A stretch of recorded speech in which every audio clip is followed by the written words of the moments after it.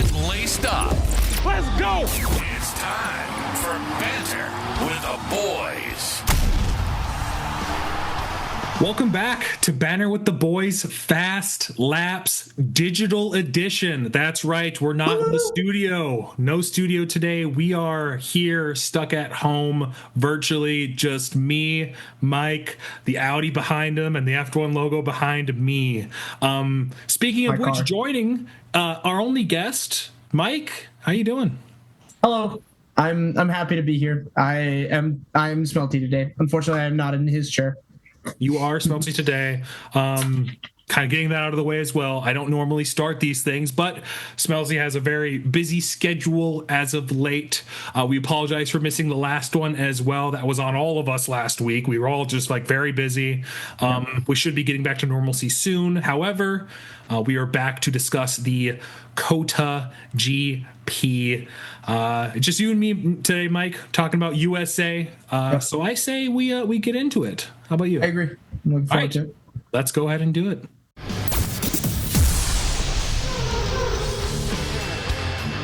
Right, let's go ahead and get into it. Now, as stated, we did miss, unfortunately, Singapore recap. And there were a couple things that happened in that race that may provide some good context about the conversation we have today, and just would in general be fun to discuss. So, Singapore, that race happened. Things happened during the race, especially very early on. Yeah. Your quick take, Mike? I've got some of the results and everything pulled up here. It was crazy. Obviously George Russell won. Don't love that, but the little bit of a squabble and Piastri going out, right? So that was a big thing. I would have liked to see Lando convert a little more. Obviously Lando would have liked to convert more, maybe win the race. Kind of sucks for him to not score more on such a great opportunity, but it was kind of funny watching Oscar sit on the sideline and watch the race, feet kicked up. You're thinking of Baku. Am I behind? Too far behind. Yeah, you're a little far behind. So was that really Baku? Really? It was Baku. Yeah. So Singapore lap 1, we saw Lando go on the inside and bump Oscar. Yep. God, it's been a little while. That's right. Yeah. So that was. Oh yeah, and then there was all the talk about repercussions between the two of them. Yeah, I'm sorry. I'm thinking of Baku. They came in 3 and 4. I'm looking at the results here. Yep. Yeah, that was interesting. I was not super happy with Norris doing that. It felt kind of wrong. It was, I don't know. It was a bold overtake. I see why he wants to do it, but given all of the papaya rule stuff that they go by, it feels kind of weird. I don't know if you've heard any of the talk about what they brought up repercussions for Lando after that incident. There's a lot of talk about what those repercussions are. There's been some stuff coming out about it. I don't know if you've heard anything about that. I've definitely heard them mentioning repercussions, like Lando specifically saying that there will be, but I have not heard what they could be. It's very ominous, just like the word, like him saying the word repercussions. I imagine it can't be so severe that they would just give Oscar Oscar and Lando, let's say next race they are 1 and 2, Oscar in second, and he's very close behind. They're not just going to tell Lando to give him the position, right? That would be crazy. But I don't know. I assume they're probably going to favor Oscar maybe a little bit in some ways, but if they're fighting for position, I don't know. I think it's a bad look no matter what. Right. And there could be off-track repercussions, maybe. I don't know. It's hard to say. It's just anything that they do on track will just further the papaya rules storyline, and maybe people need. I don't know. Maybe I'm of the mind. I'm still a McLaren fan through and through. I'm not really angry with them. They're definitely making bad decisions. Don't get me wrong, but I don't. I don't prefer one driver over the other, and I think some people are out for blood for Lando. Some people are like hard defending him. I'm really in neither boat at the moment, I think. So yeah, I don't know. Maybe they do need to favor Oscar in a big way, and that'll get people like feeling better. I'm of the mind that it'll just make things worse for the McLaren. So the little bit that I had heard, and this is not like official word, this is I guess they had mentioned something about like the potential of qualifying being like leaning on Oscar. They're gonna, if you know, they're gonna favor Oscar slightly more in qualifying, but that's mostly gonna be it. Aside from that, it's when we get back out on the track, papaya rules, keep racing, do whatever you got to do, whatever, you know. So, which we kind of saw moving forward. Yep, absolutely. Right. So that was probably the biggest moment straight on. We saw Hadjar and Behrman were noted for causing a collision through that race. Ocon had some brake issues. Alonso was a little snippy with his engineer. Just a couple of comments that I have written down. So funny. And not to kind of keep the story on McLaren, but they also won constructors in Singapore. True, yeah. Yeah, they wrapped that storyline up, you know. Yeah. So did you go like this? A little important. Oh, I thought you were like, it was this close. It's like, oh no. No. Yeah, I'm really hopeful that like going forward that now they've won constructors, they're done. Now we can just forget about all the papaya rules nonsense and just let the drivers do their thing. Just leave it to the drivers. Let them race. They don't need to worry about winning constructors anymore. So just let them go at it. That would be nice. I do think they want one of their drivers to win, right? So I think they still have to keep that in their mind, right? So you're right, though. I'm hoping it also takes away some of those team orders a little bit, but they probably still have the mandatory when you fight you don't crash, right? Like that's like baseline. Like you can't, like if you're gonna fight, it can't be to one of the car's expenses, or like it's just, you can't have it because you both are fighting for WDC, and now you have Max that's fighting too. So, and we will definitely be getting into that. So with that, I think we can move on from Singapore, get into COTA. As we do with all of our recaps nowadays, we kind of start with the pre-race shenanigans. So we had, of course, one practice. It was a sprint weekend. I don't know if you have. I have a laundry list of things that happened, but I don't know if there's anything you want to kind of rattle off on that happened pre-race.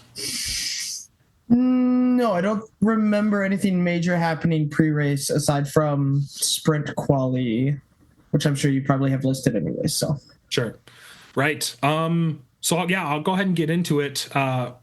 Also pre-race, Russell and Antonelli were confirmed for Mercedes. That did happen, I think, last week. Right after Singapore-ish. Yep. So that's out of the bag now. We had that question for a little bit, but going into the weekend practice, we did have a red flag. Stroll lost some debris from the car going over a curb. Carlos had some gearbox issues, and Charles also had some car issues, but that's it from practice. Sprint quali, there were a lot of traffic near the end of quali 1. And many drivers were noted for slow on out lap. I do remember the end of quali 1 being crazy with traffic. Everyone just trying to get out, sprint quali being so short. But that's all I got for sprint quali notes. The sprint race itself, of course, lap 1, T1, again, the McLaren boys getting into some trouble. The biggest story coming out of that being Oscar's move into Hulkenberg a little bit. Hulkenberg took an inside line that technically really wasn't his, but Oscar should not have driven into him at the end of the day. It was considered a racing incident. I definitely view it as, if we're going to put blame somewhere, it's got to be on Oscar. He's the one that moved into Hulkenberg. Subsequently, spinning, hitting his teammate, knocking him out of the race as well. So a double DNF for the sprint. points that would have been very nice in their fight for World Championship are now gone. And Max wins that race handedly. There was no contest after that. But that little shakeup at the start definitely threw a few names at the front. We don't typically see Sainz with another podium race, which is pretty cool to see. And George Russell, I think. George Russell was second. Yep, that's correct. Yeah, yep. Just stumbling his way into a top 3 finish again. Absolutely. We also saw, I believe there was another collision between Ocon and Stroll. I do remember that. Yeah. Yes. So I know my couple of quick remarks. I don't know if you heard. So obviously during the sprint, they spoke to Zach Brown about what happened. Yeah. And Zach Brown was basically attacking Nico Hülkenberg about, he shouldn't have been there. Really, he used the word amateur when talking about one of the most seasoned drivers on the grid. And going into after the race since then, Zach Brown has been talked to about that again. And he said after reviewing the tapes and everything, he goes, I don't think that was on Nico. He goes, we looked it over. He goes, it was a racing incident. Oscar shouldn't have been there.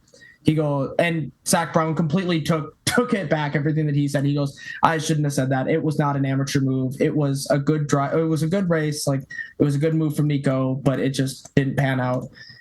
I personally think that Oscar took like a 50-50. Maybe somebody will be here, maybe they won't. And unfortunately, there was a Hülkenberg on his left. Yes, yeah. It's very unfortunate. I do remember that during the race, and I remember we didn't watch the sprint live together, but I remember your chats right when it happened. Yeah, it was just bad timing for Zach, because obviously he was on comms that weekend for commentators, so they just caught him at of course he's gonna say some stuff just based on his very limited knowledge. But yeah, you're right. He took it all back, so props to him for doing that. Too bad for Nico. He had a really good qualifying. I mean, qualifying for both sessions were really good. So yeah, right. Overall good weekend.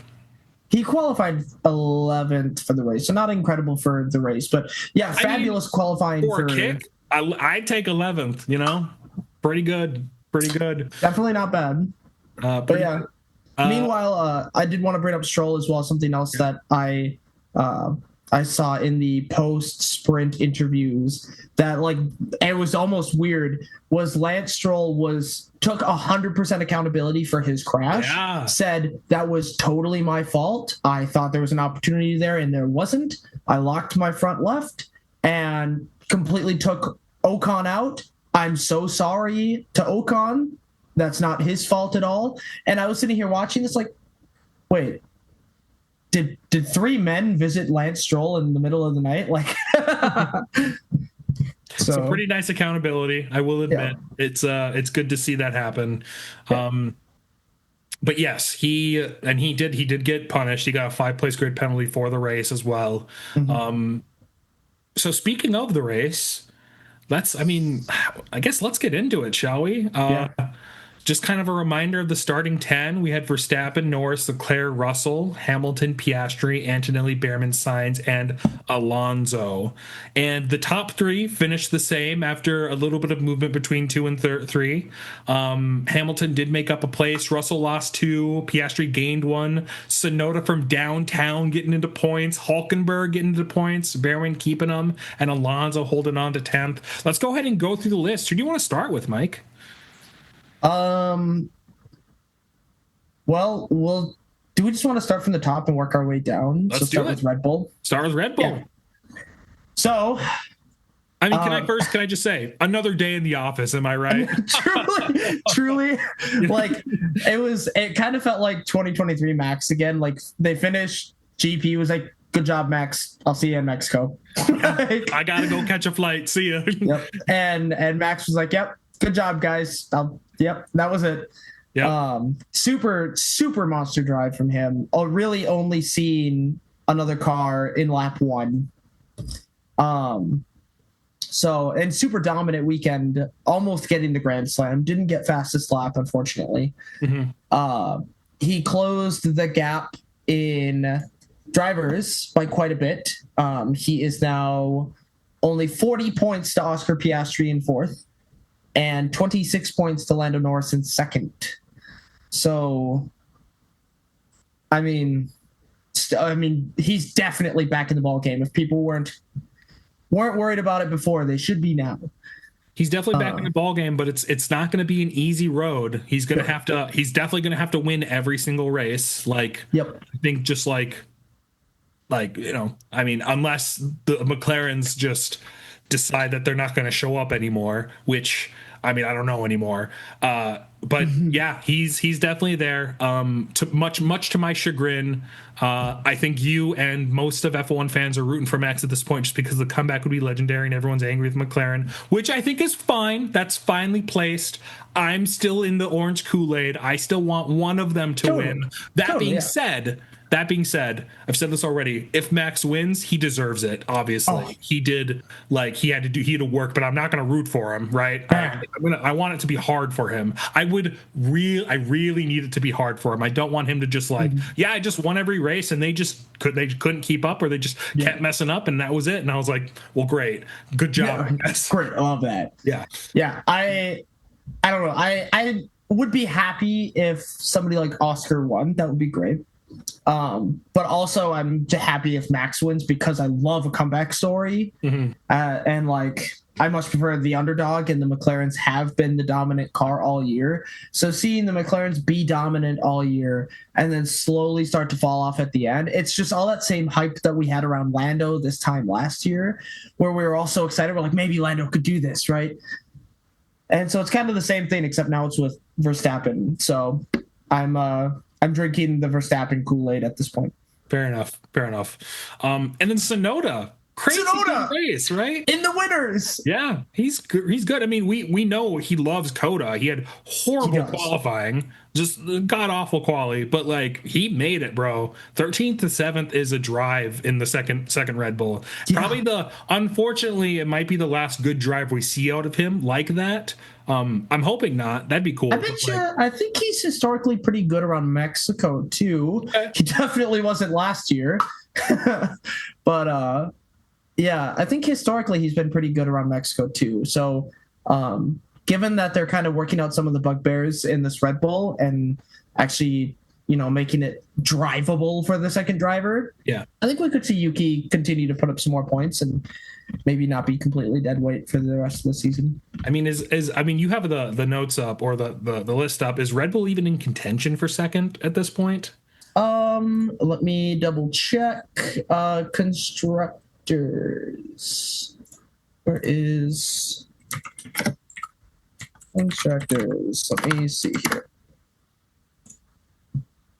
Red Bull is currently, yes, absolutely. They are 3 points away from Ferrari in third and 10 points away from Mercedes in second. I didn't realize it was that close. It's that close. It is a three-way fight for second right now. That's crazy. I had no idea it was that close. All within 10 points of each other. Wow. Yeah. That's crazy. I didn't realize either. That's nuts. Yeah. So not only is it possible, it's almost plausible. It's almost likely if Max continues to win. Yeah, I think he could once again carry the team to like a good constructors finish. That would be unreal, considering that they've got. Sorry, go ahead. They've got 331 points. And Max, as a team, they have 331 points, and Max alone has 306. Yeah. So you can correct me if I'm wrong or tell me I'm crazy. I almost think it might be better if Red Bull stays in third or fourth, because then they get the extra time on the win on like a really important year. So hard agree. Obviously they need Max to win. So if Max keeps winning, they're like, all right, well, we're just gonna get second and we'll take the money, I guess. The only caveat is that if the higher they place in constructors, the more money they get for the championship. That is great, but going into Red Bull, the energy drink company of the world, going into a new regulation cycle all about aerodynamics, like having more time in the wind tunnel, probably a good thing. Maybe Yuki lets off the gas a little bit and stays below 10th. just to ensure that they stay low. Team orders, Yuki, crash the car. Team orders, please sandbag. Wow. All right. We've been on Red Bull a little too long. I think let's go ahead and move on to second place and fifth place, McLaren. I mean, I don't know about you, but first of all, Lando, I think a fairly good race, could not get past Leclerc, and we'll talk about him in just a second, so I don't want to leave on him too late, but he does lose out right away. He gets stuck behind. If that weren't the case, I mean, just seeing his pace behind Leclerc and seeing how bad he is in that dirty air, I don't think he's catching Red Bull anyway. Would have still been kind of fun to see a fight, but we still got to see it between Leclerc.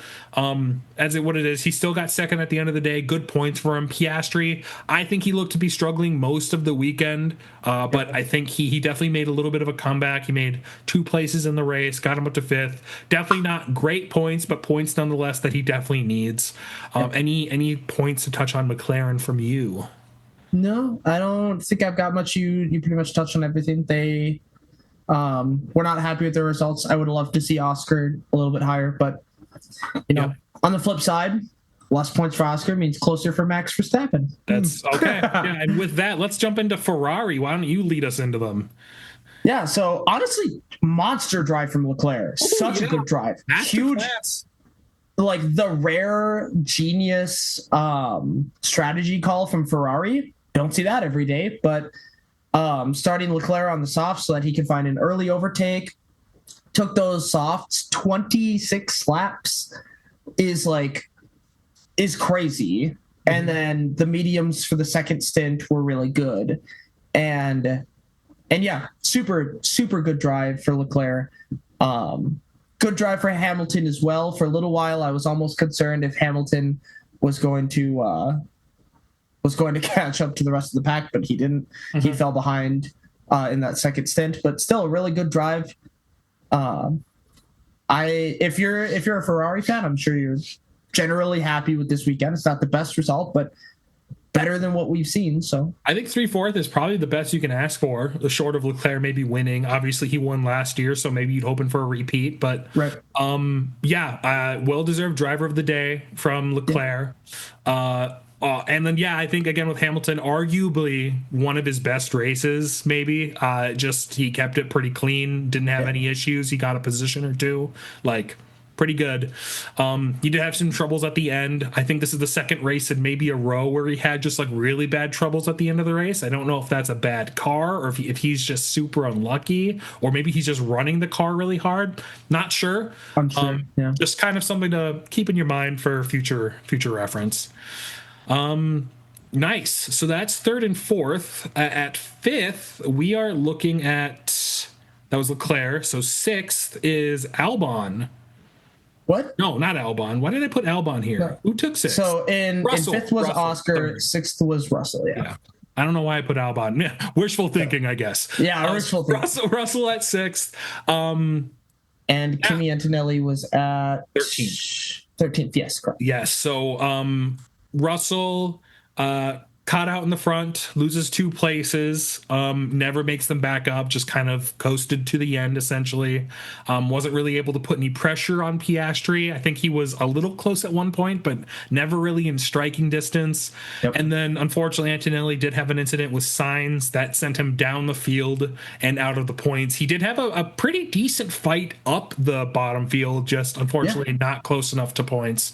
So overall, I'd call it probably a little disappointing of a weekend. On both your drivers losing places, never where you want to be, especially when you're fighting for second in the constructors. But what are you going to do? And given the track, given the heat and how hot it was at COTA, this is almost the best they could ask for. They kind of ended up kind of where we all expected them to be. So yep. Absolutely. All right. Seventh brings us to Tsunoda, which then brings us, or not Tsunoda. Oh, I know. I was looking at the sprint. That's what was going on. Yes. Seventh is Tsunoda. Seventh is Tsunoda, and then Hülkenberg in eighth. Perfect. So now I get to do this. Oh no. Okay. All right. I have since we're doing this virtually, I have the full suite of hats tonight. Yeah, you can quick change if you. That's what I've got them set to the side. So So Nico Hulkenberg, truly a rapid weekend from him. Super exciting. This is his first point finish since his podium, which is kind of a bummer. It kind of made the podium feel like a monkey's paw, like we're going to give you a podium, but you aren't going to get any more points the rest of the year. Mm-hmm. So I think like it was a good drive from him. He worked his way up the field, continuing to show that he's really, really fast in this car and making things more exciting for this team, Audi. So that was great. Very happy with that. And then Bortoleto in 18th had, I won't beat around the bush, a bad showing. He struggled. It happens. I think he was one of the few drivers who started on the hards. Yeah, I think and so. those were tough. Those were tough. So, yep. So what'll you do? Aside from that, great showing from Nico. Yeah, no, really good weekend for Nico. After kind of some bad luck in the sprint, he comes out with points, and you love to see that. We'll kind of leave the microphone on you because we're going to Haas. Better switch that hat back. Hold on. Quick change. Quick change. Oh, no. I got the sweatshirt on and everything, too. Hey. So I'm like already halfway there. That was faster than the pit stop that I think was it Lando had or Piastri had? I can't remember, but Lando. Yeah. Lando had faster than any McLaren's pit stop I've seen, Second pit stop. It's always the second pit stop for McLaren. I don't know why. You're right. Yeah, I don't know. I've already something with their wheel gun. I don't want to talk about it anymore. Yeah, right. Haas, Behrman 9th, Ocon 15th. Yeah, so Ocon having some issues in the race, struggling. He was kind of having a rough weekend all weekend. The team has talked about it. They know about it. They're going to try and make some changes, make some fixes, and see if we can get Ocon up to pace with where we see Oliver Behrman, who had another great race in his home. Well, not his home race, but our home race. Yep. Which is great. Haas loves getting points in America. This is our stomping grounds. So, considering I think this is his first time driving around COTA, being in a Haas, which is historically a boat, pretty good finish. They brought a couple upgrades and they provide fruits. There's a little bit of pace in that car. Yeah, no, it's really nice to see Haas get some points in their hometown. Really cool to see that happen. Going on to Aston, Alonso just kind of existed in 10th for a little bit. Yeah, okay, yeah. It was kind of a three-peat. A lot of quick changes. I swear I'm out of hats. Yeah, that's it. Alonso holds on to the 10th position. He was fighting for it a little bit. I feel like he was kind of under pressure the entire time. But really, no points for Stroll, but 19th to 12th, kind of a decent drive from Stroll, honestly. Surprisingly. Honestly, yeah. I think he was another one of the drivers that started on the soft as well. I think so. Yeah, it was the strategy to be on. I think, yeah. Yeah, he started on the soft. Yeah, he started on the soft, and he took them. I think he pit like a lap or two before Leclerc. So yeah, it was really good showing out of Stroll in race. And Fernando, picking up a point. Not exactly what he wants to see, considering that the teams that are behind him picked up more points, being Haas and Sauber. Mm-hmm. But, at the very least, they don't have to worry about V-Carb. V-Carb didn't score any points today, so, 1 point brings them 1 point closer to V-Carb. Speaking of V-Carb, they're up next. Hadjar, bad luck during quali, not really making up a ton of moves in the race. And Lawson, the one battling Alonso, right? I don't really have much to say about them. It was an uneventful race, I think. Yeah. Hadjar really, really struggling. And Lawson actually, all things considered, I think Lawson had a good drive. Mm-hmm. Just struggling with the car, was not able to perform under these conditions and not get past Alonso. Those two have a bit of a history to begin with, so it's probably for the best that they didn't squabble too much. Yes. Agreed. I'll go ahead and touch on Williams. Very unfortunate for Sainz. Just another classic Williams day. It was. I mean, I don't know. I kind of see the incident with him and Antonelli, at least at first, very akin to what Oscar did. Granted, Oscar was lap 1 T1, so that's kind of where they put the racing incident of it all in it. Yep. But Sainz essentially did the same thing, and he did get punished for it. Right. Yeah, he is going to be picking up I'll just kind of, this is the only news I really had. He is going to pick up a 5-place grid penalty in Mexico. Yeah, is what it is, I guess. And then Albon, kind of an impressive weekend, unfortunately. I think Williams I honestly do feel like the Williams pace is pretty decent. I just think they're making mistakes, or they're just getting in some weird situations that just don't really help them excel. So, unfortunate race for the Williams. I don't know if you have anything else to touch on with them. I don't exactly. I know I heard Albon talking about how he was disappointed. He felt like he had a lot of pace around here and just wasn't able to utilize it, wasn't able to extract it, whatever the case may be. Yeah, I've got a good feeling about them in Mexico, though. I hope so. I would like to see him do a little bit better. Finally, wrapping up with the best team on the grid, Alpine. My first little comment I have in the outline is yikes. That was crazy. Colapinto, on like what was it, like 5 laps before the end, told to hold position behind Gasly, ignores that, and then gets past him and effectively pushes him down 2 positions because it left him under pressure from Bortoleto. So Gasly 19th, Colapinto 17th. Is that something he should be doing right now? Like, listen, I know you want to show you can drive, right? And I also want to ask you, have you heard anything? Was there another message that was like, "You're right, go ahead and pass him"? No, I didn't hear anything. Yeah. So without Intel knowing, I'm sure there might be I wasn't listening to their comms the entire time. That aside, unless that did come out, not something he should be doing. He should be following team orders, especially when he's on a leash as short as his. It's not. I don't know. It's not a good look for Alpine. For a team, I mean, first of all, why are you fighting in 19th and 17th anyway? Right. What's the point? I understand you're faster, but getting that one position on your teammate. And, I'll even go one further. Now that I'm kind of my brain cells are firing a little bit, they probably had him in 18th to protect Gasly. Could be. Yeah, that could be. I was kind of wondering why they told him to hold position anyways. It's why, if he's faster, why would they not just tell them to swap? It doesn't make sense. And I guess in his mind, as a racer, he's like, hey guys, you hired me. You brought me on to be fast. Don't make me go slow intentionally. Yeah. Clearly Colapinto was just faster than Gasly. So, I mean, I guess I can kind of see that. It is a really bad look for Alpine, though. It's not great. Right. All right. That brings us to us recap really quick. Do you have any call outs for COTA?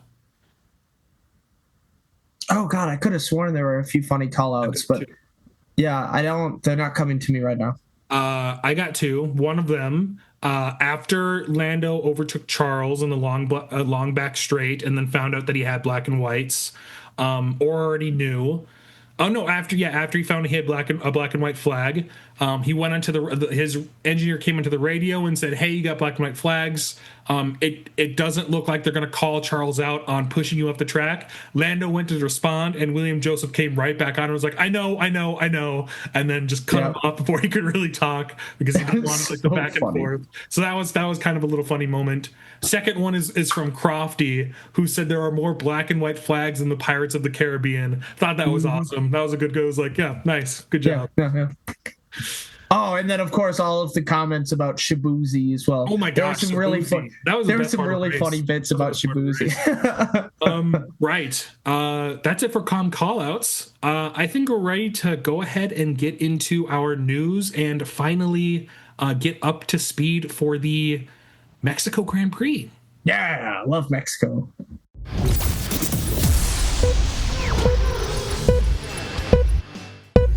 Right. We are back for news and our our Mexico Grand Prix previews. Yeah, I'm messing up too, man. It's been a week. It's only Monday. Yeah, right. So a little bit of news, nothing crazy here. I already kind of touched on Sainz getting that 5th place and the Russell and Antonelli kind of news. This is kind of sort of not really on track news, but Apple has now made a deal with F1, so F1 TV is effectively being turned into an Apple TV variant. So if any of you don't know about that, just be aware that if you have F1 TV, that's going away a little bit. You're going to have to succumb to the Apple, move on over if you want to watch your F1 there, or catch it on ESPN 8 The Ocho or something like that. So that's all I really got for that. So with that, unless you have any news, Mike? Nope. All right, we'll jump into our Mexico Grand Prix preview of the Formula One Gran Premio de la Ciudad de Mexico 2025. Nice. I'm putting you on the spot a little bit here, Mike. I'd like you to find weather if you can. That'd be sick. Yeah, you see that. Yeah, I can pull it up. Go ahead and put on weather. And I'll say a fun fact while he's looking up weather. Due to the air pressure reduction at 7,200 feet above sea level, Mexico has the highest top speeds on the calendar. In 2016, Bottas set the fastest ever speed trap in history at 231.46 miles per hour, even though his Williams telemetry said Max had reached a speed of 231.96 before braking at turn 1. Fast track that turn 1. Fast track. Yep. I am trying to pull up the weather. Now to Mike with the weather. It's gonna rain. Thanks, Mike. All right. Okay, so it looks like I'm trying to find Sunday. It looks like it is supposed to be. Do I see 66? I think I see 66 degrees Fahrenheit. So on the chilly side, yeah, a little chilly for what I would expect to see out of Mexico, you know. Wait, here we go. What is? Yeah, so yeah, it looks like in the 60s and 70s, partly cloudy. Otherwise, should be good. No crazy weather by the looks of it. So. No crazy winds either. So, how about that? All right. Now, instead of doing our normal up to speed that we normally do, I'll kind of rattle off the entirety of the race. Instead, I just have some points that I want to touch over for the race, just because we're on a little bit of a weird schedule at the moment. We're virtual. So last year's starting grid, we have Sainz, Verstappen to Norris, Leclerc, Russell, Hamilton, Magnussen, Gasly, Albon, and Hulkenberg taking up your top 10. Qualifying, Carlos Sainz did grab pole position in his Ferrari ahead of Max Verstappen and Lando. This race ran for 71 laps around the 4.30 kilometer circuit. At the very start, there was a collision between Yuki and Alex, which resulted in both retiring early. And Sainz initially lost the lead to Verstappen, but did regain it on lap 9.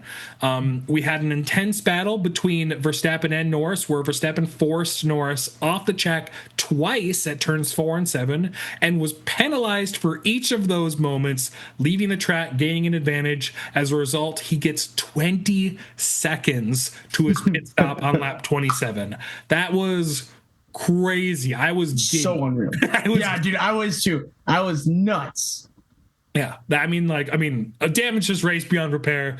Some mid to late race developments.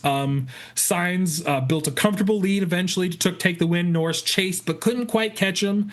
Meanwhile, Charles recovered well to take third and even grabbed fastest lap at that point.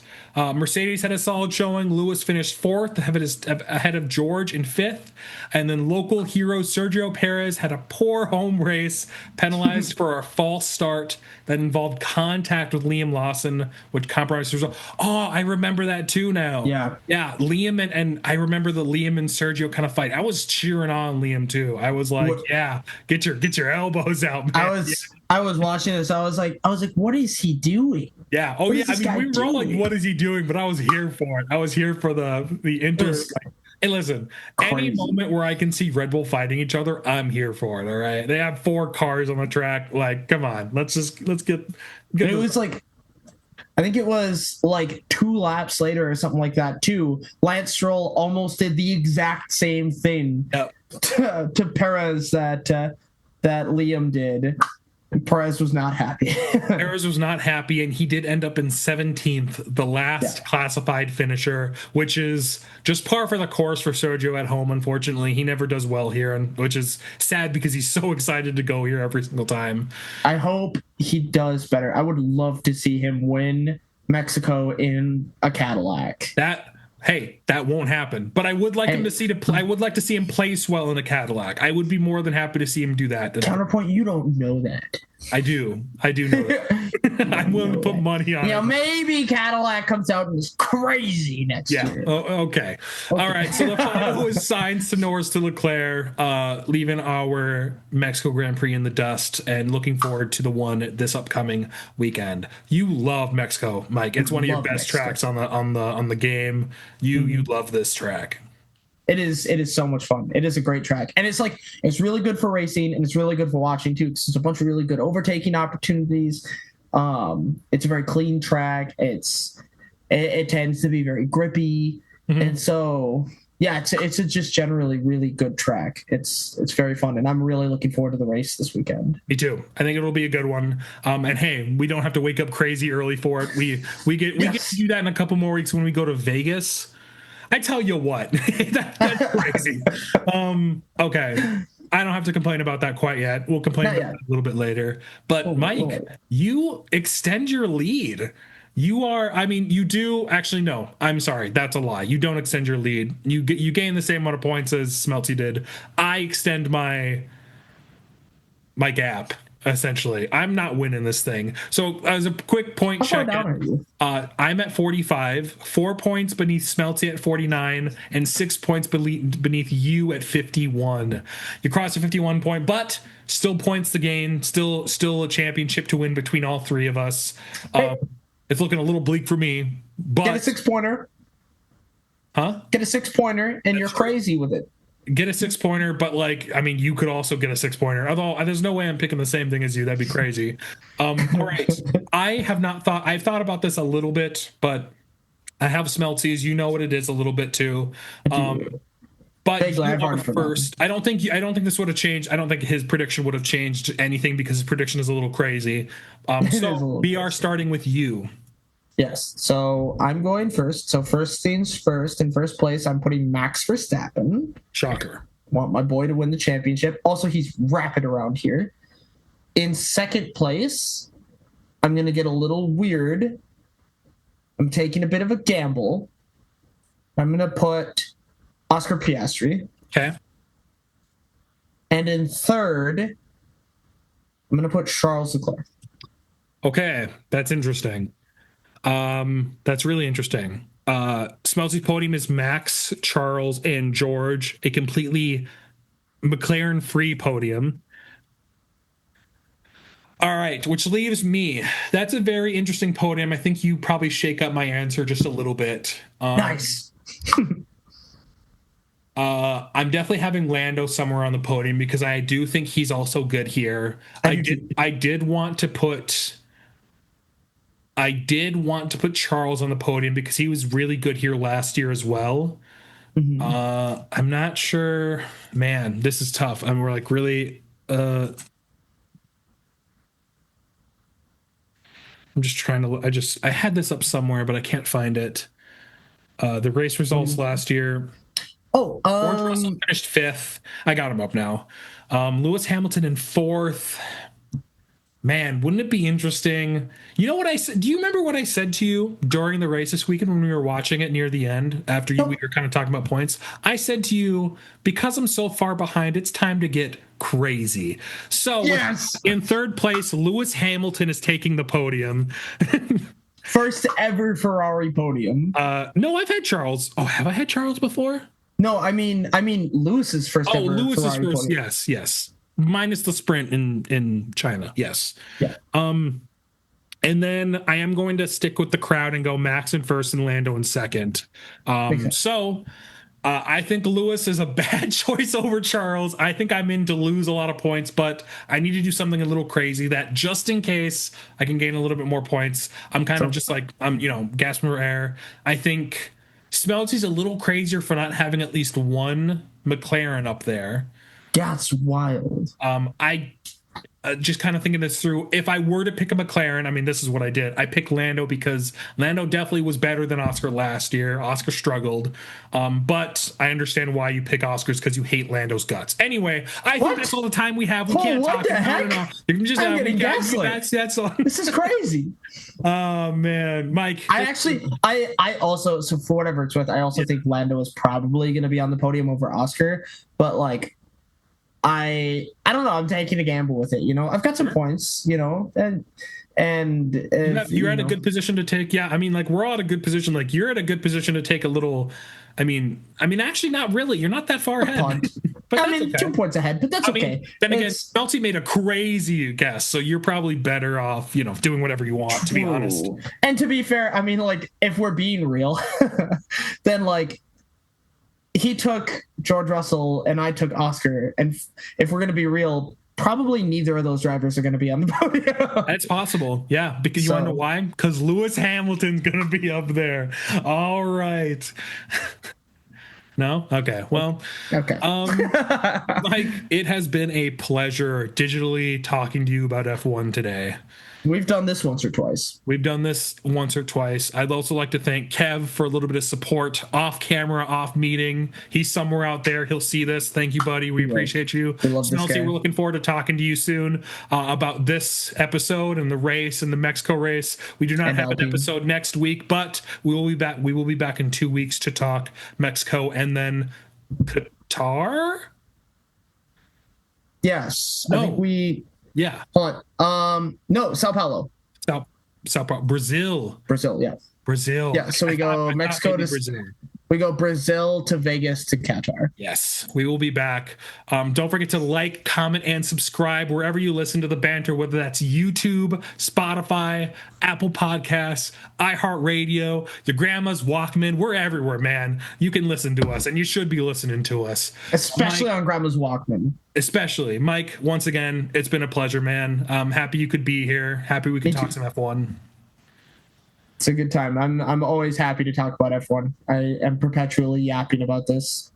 Perfect. You are. I'm surprised we're able to get on here and like have a full pod when we already talk about F1 all the time, right? This is just a little bit more formal, I think. Yeah, right. Yeah.